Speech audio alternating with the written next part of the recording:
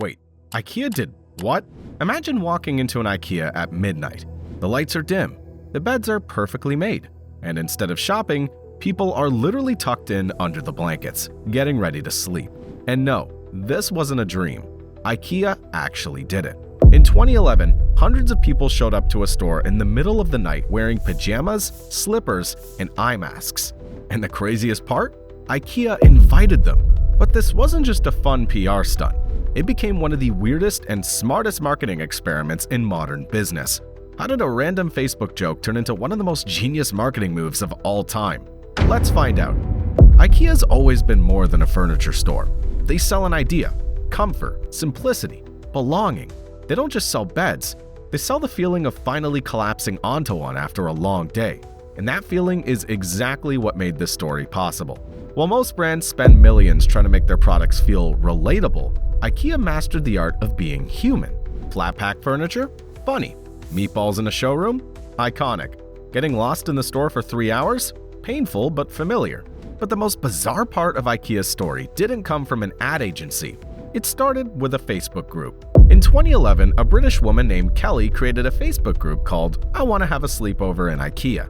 It was a random, half-joke kind of post. You know, the kind you make at 2 a.m. when your brain's a little broken. Within weeks, the group went viral. Tens of thousands of people joined, tagging friends like, honestly, same. People posted their dream IKEA setups. I'll take the Hemnes bed, the Granlid sofa, and 16 meatballs for breakfast, thanks.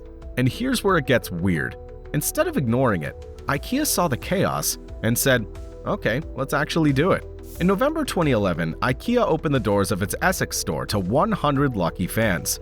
They brought sleeping bags, pajamas, and their favorite bedtime snacks. IKEA transformed the warehouse into the world's comfiest slumber party. There were massages, there were bedtime stories read by celebrities. There was even a professional sleep expert teaching people how to rest better. It was cozy, chaotic, and completely brilliant. You know your marketing's working when customers start tucking themselves in. And just when people thought it couldn't get weirder, IKEA gave participants goodie bags, free pillows, and breakfast in the morning. They literally turned a store into a hotel and got global headlines for free. This wasn't a massive corporate campaign. No Super Bowl ads, no influencer deals, no product placements. It was pure, organic attention, born from social media, fueled by curiosity, and executed with IKEA's signature charm. Where most brands would panic about logistics, IKEA embraced the chaos. They saw opportunity where others saw a potential lawsuit, because IKEA understood something simple. People don't fall in love with furniture, they fall in love with stories.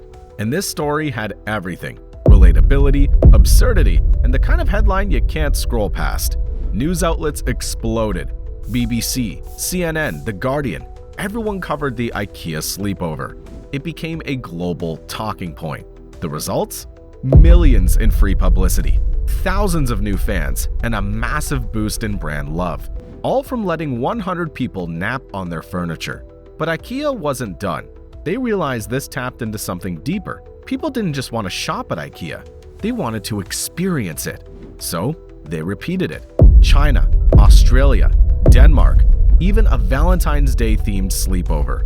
Each one a viral hit, blending humor, comfort, and community. Here's the best part. This entire event, this legendary sleepover, started from a joke. It was never meant to happen, and that's what made it powerful. When a brand listens to customers not as data points, but as people, magic happens. IKEA didn't just say, let's make an ad, they said, let's make a memory. And that's why, more than a decade later, people still remember the night IKEA let customers sleep in their store. You might think, cool stunt, but what did it actually do for business? A lot. IKEA's goal has always been emotional connection. That's why their stores are laid out like homes, not aisles. Why you eat Swedish meatballs before you even buy furniture. Why every product name dares you to mispronounce it. It's not about selling products, it's about building a feeling. This campaign amplified that philosophy. It told the world, yeah, we're a billion-dollar company, but we don't take ourselves too seriously. That's branding money can't buy. Some companies spend millions convincing you their products help you dream bigger. IKEA literally put people to sleep. The IKEA Sleepover proved that modern marketing isn't about shouting the loudest. It's about listening the closest. Recognize when your audience gives you a story and know when to say yes. Most brands would have ignored that Facebook post, maybe even shut it down. IKEA turned it into global press coverage and a cultural moment. This sleepover captured everything IKEA stands for: comfort, community, a sense of belonging, even a little chaos. They built a brand where you don't just buy furniture, you imagine living inside it. So when someone joked about a sleepover, IKEA helped them finish the fantasy, turning a simple product into an emotional experience. IKEA didn't just make headlines, they set a new blueprint. Since that night, dozens of brands have copied the formula. Fan ideas turned into real experiences. Airbnb sleepovers in museums, Kit Kat nap zones in offices. Everyone wanted their own IKEA moment, but IKEA did it first and did it best. Because while most companies dream of engagement, IKEA literally invited engagement into bed. Next time you walk through an IKEA maze, think about it. Every bed, every lamp, every cozy setup, it's not just furniture, it's part of a bigger story. A story that started with a Facebook joke and ended with one of the smartest marketing moments of the decade.